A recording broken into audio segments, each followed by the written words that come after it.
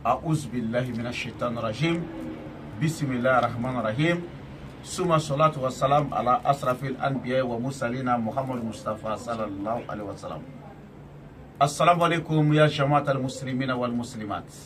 والمؤمنين والمؤمنات. أما بعد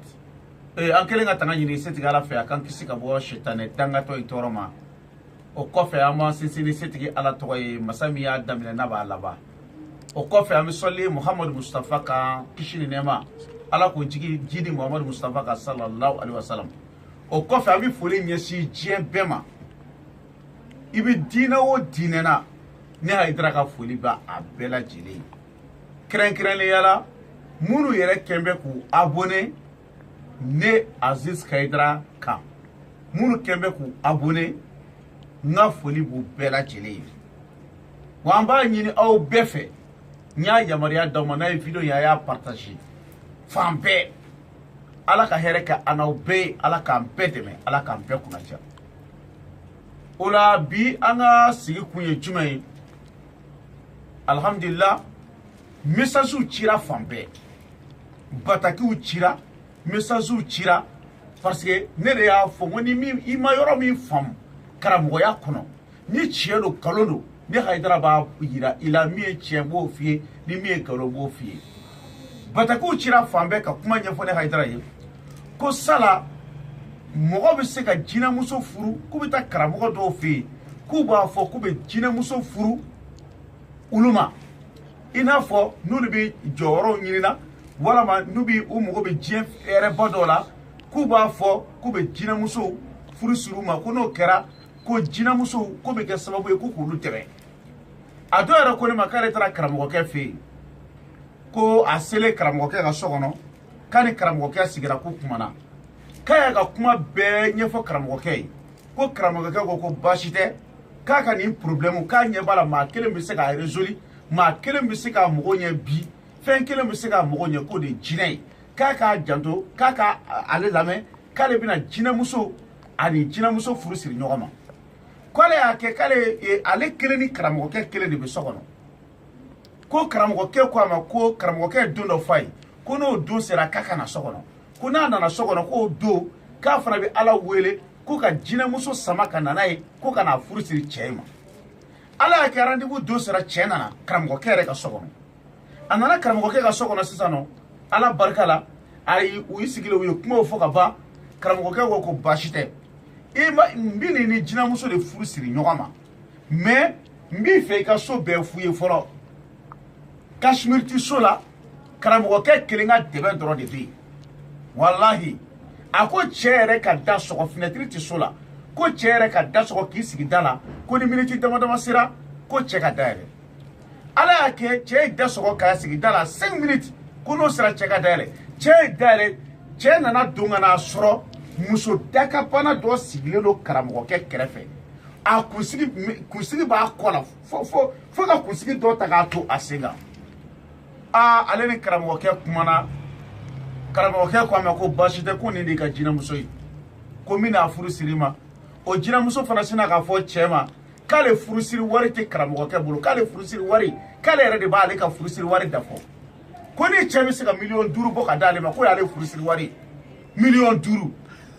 o b'a sɔrɔ waritigi a bɛ mun kɛ waritigi bɛ mun kɛ sisan ale b'a mɔgɔ ɲini yɔrɔ dilan o ale fana ye kurutu sugu bɛɛ kɛ ka miliyɔn 5 ɲini ka n'o di muso in ma bon miliyɔn 5 dilen muso in ma karamɔgɔkɛ tilala k'a fɔ tuguni cɛ ɲɛna k'a ka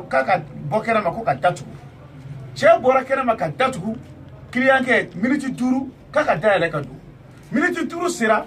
cɛ ye dayɛlɛ tuguni a tilala ka don karamɔgɔkɛ kan tuguni a kelen ka don karamɔgɔkɛ kan tuguni a nana sɔrɔ walahi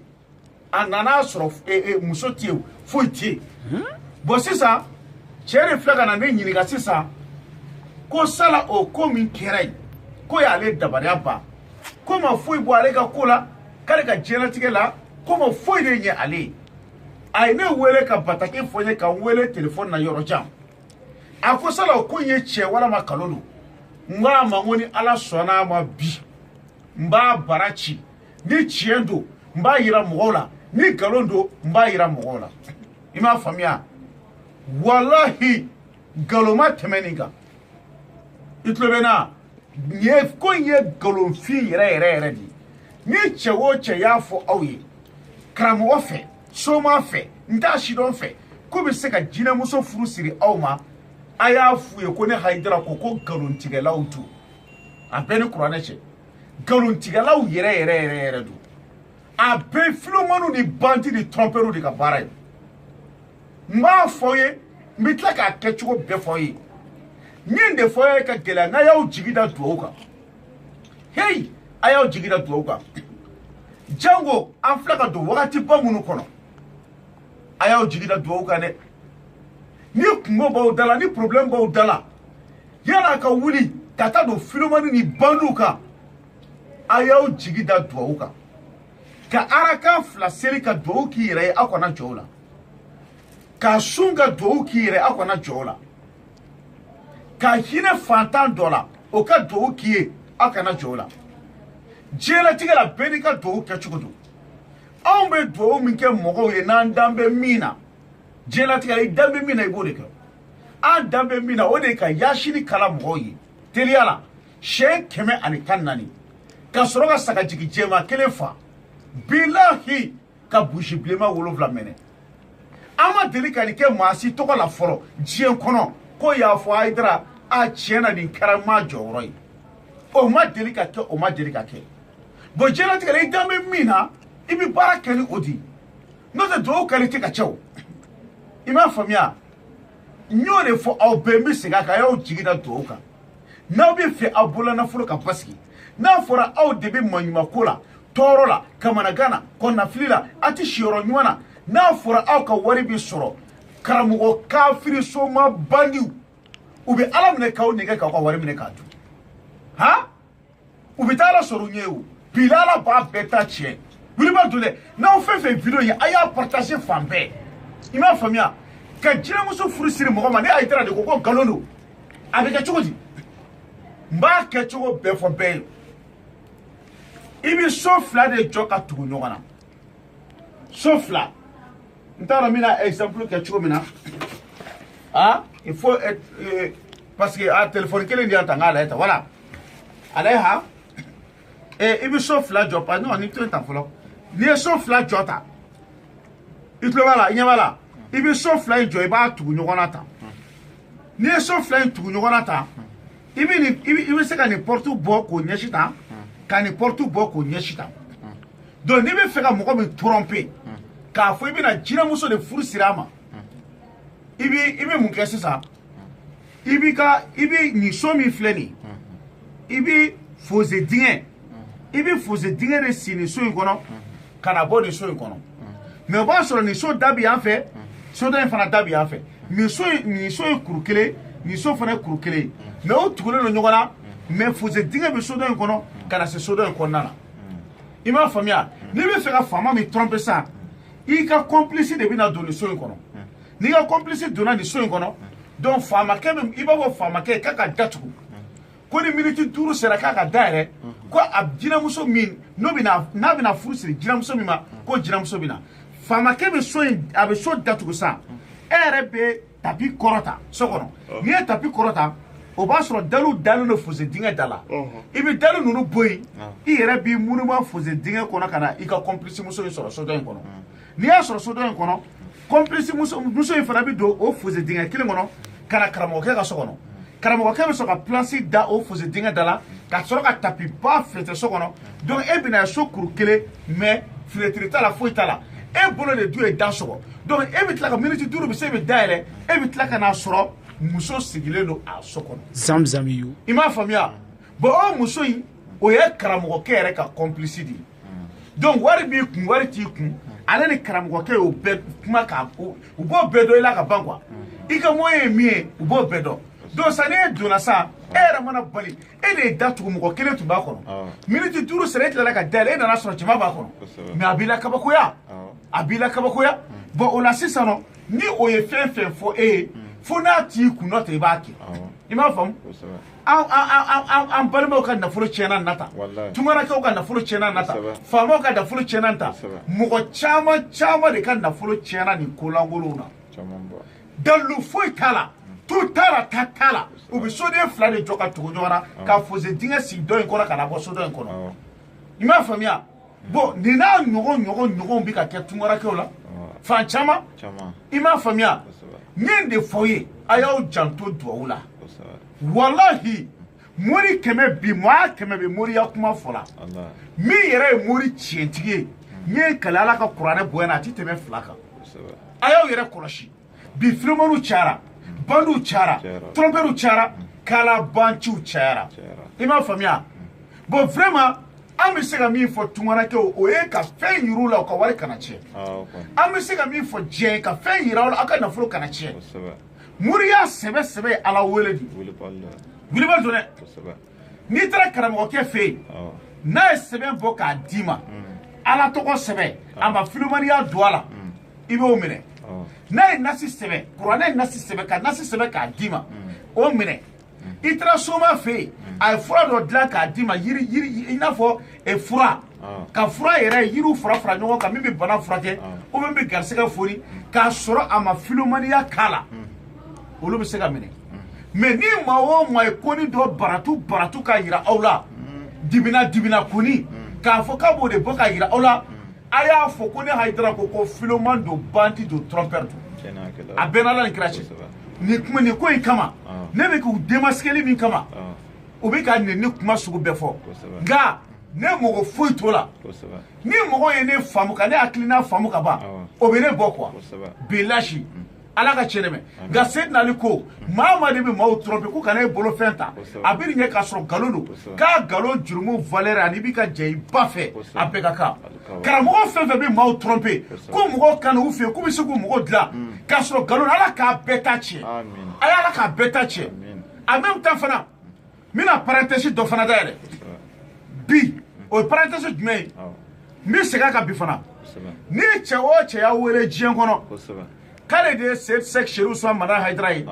ko a ye wari ci ma a y'a fɔ aw tɛ Hayidara tile kelen ma maa si wele k'a ye wari ci ma a muso ti maa wele k'a ye wari ci ma a den ti maa wele k'a ye wari ci ma ni maa y'a wele diɲɛ kɔnɔ k'ale de ye Sheikh Mohamed Buye Hayidara ye k'a ye wari ci ma a y'a fɔ nkalon don filimaniw ka baara don Buye tile kelen ma maa si wele k'a ye wari ci ma a muso ma deli ka mɔgɔ wele k'a ye wari ci ma a den ma deli ka mɔgɔ wele k'a ye wari ci ma walama u b'a fɔ k'olu ye kurusikaw de ye i m'a faamu walama k'olu ye El Hadj Umar Talib mɔdenw de ye u bɛ to ka maaba minnu bɛ Mali kɔnɔ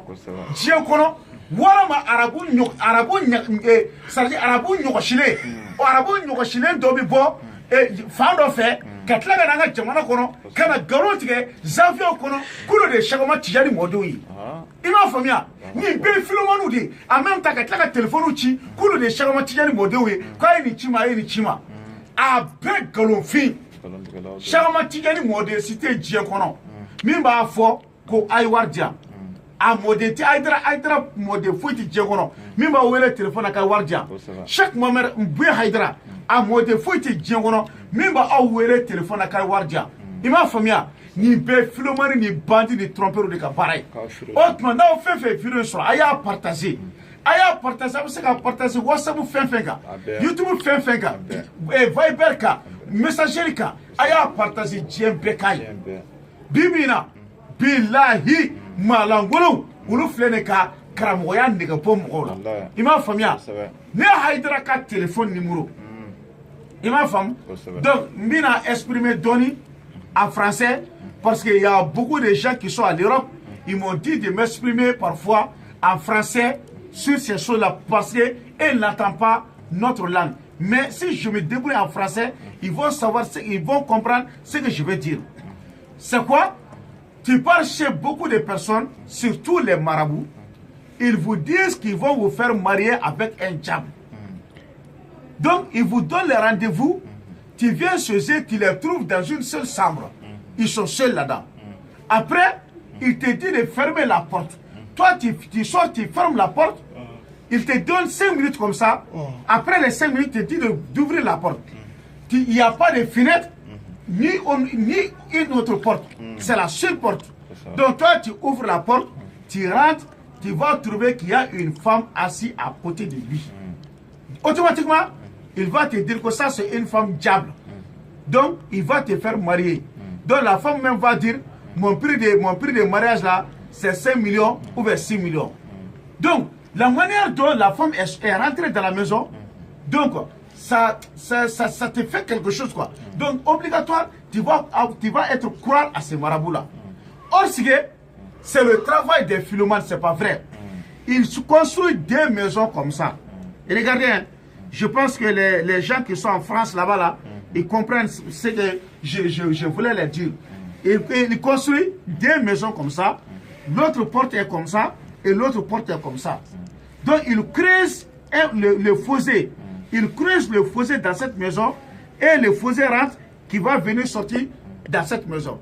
Donc s'ils te donnent les rendez-vous, tu vas trouver que c'est une seule maison comme ça. La porte est là, il n'y a même pas de fenêtre. L'autre là est de l'autre côté. Bon, donc toi tu ne connais pas ce qui est ici, mais toi tu connais chez les Karamogo là, chez les marabouts là. Tu vas trouver qu'il est seul là-bas. Donc après, qu'est-ce que tu vois? Il va te dire de fermer la porte. Toi tu fermes la porte. Après lui, il va ouvrir les tapis, il va soulever les tapis, il enlève les planches, il rentre dans les fossés, il vient trouver sa complice ici, une femme. Donc il appelle cette femme-là, lui aussi il rentre dans les fossés et il vient chez les marabouts là à l'intérieur et il laisse les tapis. Après tu dis d'ouvrir la porte, tu viens trouver que la femme est à l'intérieur, à côté du marabout là. Tu vois ça? Vraiment, ça c'est pas du tout bon. C'est le travail des philomanes. C'est le travail des philomanes. Tu vois, ça c'est le travail des philomanes. Donc je vous dis seulement de vous faire attention. Aujourd'hui, il y a plusieurs marabouts bandits, philomanes, trompeurs et les gens qui sont en train de rentrer, des philomanes qui sont en train de rentrer, qui vont faire le maraboutage, or qu'ils ne connaissent même pas le maraboutage. Donc nous, on vous montre le vrai sens du maraboutage. Tu vois, c'est comme ça. Maronaya Famia. Donc si vous voulez m'appeler, si n'importe quoi, il n'y a pas de problème. C'est mon numéro de téléphone, c'est 00 223 après 90 après 17 17. 00 223 77 90 17 17. Je reprends le numéro du téléphone. 00 223 après 77 90 17 17. Allah Bamara, ne a un téléphone numéro. Ni Mogobe Chiwaraleba Foyana, on est 00 223 après 77 90 17 17. Autrement ça, ni ala sonama et entre vidéo bado kashuna bi mais vidéo oui moi chama yewele fan chama kunga ke ala kama kunga la vidéo kunga na ato akateme parce que ni vidéo no ofana temena ah moi chama bi Europe no bi bolikana Mali kono ka ko do la re vocal mi bambulo c'est trop Karamogo munu tatale no togoma nye million ta minena nye million bidru minena awa vocali bet me bolon tu ya video be préparé bilahi ne ga conseil ye wele ko idra anya nyiri fi ke ala kama o video tu ima famia bo adama de bi mo ko la met mo dona no emi fie ibo ke mais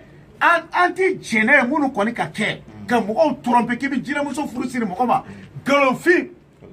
galonfi vraiment munu bi ka bo jamano kono kana amba fuma ku danse depuis ne video ke damene dome ka se bima klema deli ka boka bi ko mo do ma avion takana ne adira ka jukono chebola musobola ala kanu sarani here ala ka hamina ko benoya ala ka lanyunu sabati ala ka nyini fenga sorfen ala ka chienteme ni mama ko kibi tungara ke o kan na folo chien ya rabbi ala ka ko dai ka mimi nyina uko o tuma me min fo be ayaw jigida duwuka ya shini mi nabi ka kala anwon bode don wa bode ke mo ali sini sogoma billahi ali sini sogoma ya shini kala ro sabadi bi ambulu mogo tala o de ba ambulu an se mi ambode ke beni ka duwuka chukodu ala kan be sogoma ala ka be hamina ku noya na ya so aya partager fambe aya partager yoro be ala ka chiendeme ala ka be mogo dla na la so na video prochain aywa ni conseil ya ira kunga bla ba bla y'a faamuya parce que adamaden kɛra cogo cogo bɛ mɔgɔw lamɛn ala k'an bɛ sababa ma subhana rabbika rabbil izzati amma yasifun wa salamun alal mursalin alhamdulillahi rabbil alamin ha belebele